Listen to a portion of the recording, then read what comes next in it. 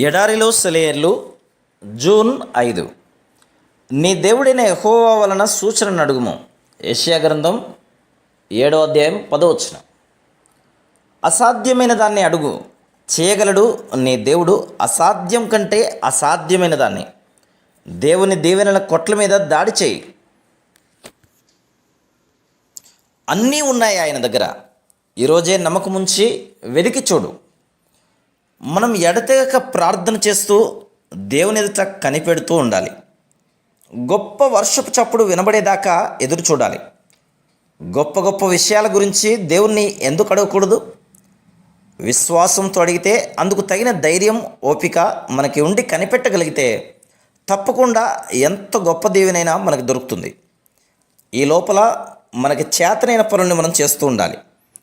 మనం గాలిని సృష్టించలేం, మన ఇష్టం వచ్చినట్టు దానిని తిప్పలేం. కానీ అది వచ్చినప్పుడు దాని ద్వారా లాభం పొందడానికి మన తెరచాపల్ని ఎత్తగలం కదా. విద్యుత్ శక్తిని మనం తయారు చేయలేం, కానీ అది ప్రవహిస్తున్న తీగని అమర్చి దాని చేత పని చేయించవచ్చు. అలానే పరిశుద్ధాత్మను మనం శాసించలేం, కానీ మనల్ని మనం దేవుని సమక్షంలో నిలబెట్టుకొని ఆయన ఇష్టప్రకారం పనులు చేయడం ద్వారా ఆయన ఆత్మావేశంలోకి రాగలం కదా. గడిచిపోయిన కాలంలో జరిగినట్టు ఇప్పుడు కూడా అద్భుతాలు ఎందుకు జరగవు?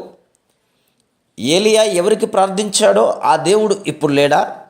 ఉన్నాడు, కానీ ఏలియా వంటి వాడు తనను పిలవాలని ఆయన ఎదురు చూస్తున్నాడు. క్రొత్త నిబంధన కాలంలోనేమి పాత నిబంధన కాలంలోనేమి బ్రతికి అద్భుతాలు చేసిన పరిశుద్ధులు మనకంటే అతీతులు, అసమానులు కాదు, మనలాంటి వారే. ఆత్మీయ ప్రపంచానికి చెందిన ఎలాంటి శక్తులు వాళ్ళ ఆధీనంలో ఉండి వాళ్ళనంత ఆత్మశూరులుగా మార్చినాయో అవే శక్తులు మనకు కూడా అందుబాటులో ఉన్నాయి. వాళ్ళకున్న విశ్వాసం, వాళ్ళకున్న నిశ్చయత, ప్రేమ మనకి కూడా ఉంటే వాళ్ళు సాధించినట్టే మనం కూడా ఆశ్చర్య కార్యాలను సాధించగలం. మన నోట్లో కదలాడిన ఒక చిన్న ప్రార్థన వాక్యం దేవుని అగ్నిని, నేలని తడిపే వర్షాన్ని దిగిరమ్మన్న ఆజ్ఞ అవుతుంది. ఏలియా వర్షం కోసం, అగ్ని కోసం ప్రార్థించినట్టు మనం కూడా ఒక్క మాట పూర్తి నిశ్చయతతో కూడిన విశ్వాసంతో చెప్పగలిగితే అదెంతో మహిమాన్వితమైన మాటగా ఉంటుంది. Praise the lord.